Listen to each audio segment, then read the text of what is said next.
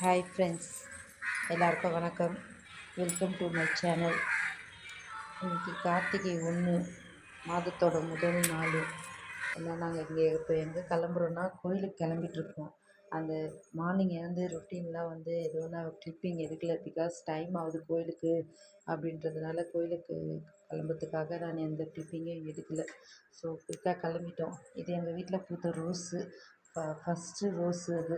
So அதை சாமிக்கு கொடுக்கலாம் கோயிலில் அப்படின்றதுக்காகவே கோயிலுக்கு எடுத்துகிட்டு கிளம்பிட்டுருக்கோம்.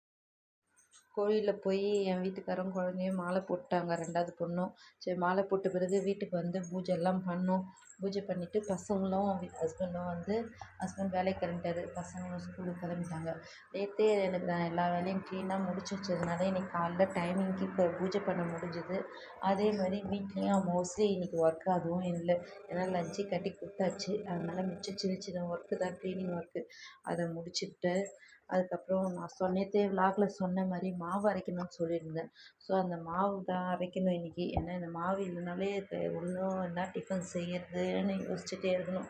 மாவு இருந்தால் எதனா ஒரு சட்னியும் சாம்பாரும் பண்ணிவிட்டு விட்டுடலான்றதுக்காக ஃபஸ்ட்டு இன்றைக்கி காலையில் எழுந்ததுமே மாவு ஊற போட்டேன்.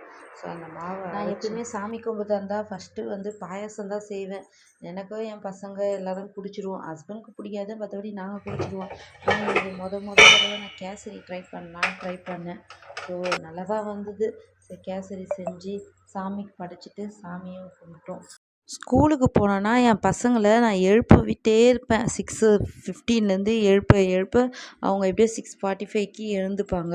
அந்த மாதிரி இருக்கும். ஆனால் நேற்று நைட்டே மாலை போடணும், கோயிலுக்கு போகணுன்னு சொன்னதுனால நான் எழுப்பவும் இல்லை, ஒன்றும் இல்லை. 5 o'clock அவங்களே ஆட்டோமேட்டிக்காக நான் எழுந்து வேலை செய்யறதை பார்த்துட்டு லைட்டு போட்டதும் எழுந்துடுறாங்க. எனக்கு இந்த டவுட்டு இப்போ மட்டும் இல்லை, ரொம்ப நாளாச்சு. என் குழந்தைங்க சின்ன பசங்கள்லேருந்து இருக்குது.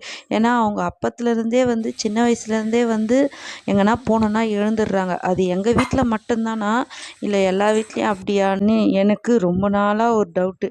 சரி, உங்கள் வீட்டில் உங்கள் குழந்தைங்க எப்படின்றத எனக்கு கமெண்ட்டில் கமெண்ட் பண்ணுங்கள்.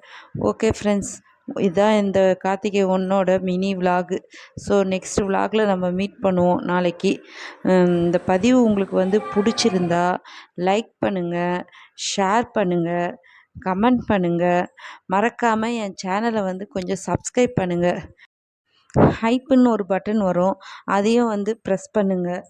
So okay, thank you. இவ்வளோ நேரம் என் பதிவை பார்த்ததுக்கு தேங்க்யூ ஃபார் வாட்சிங்.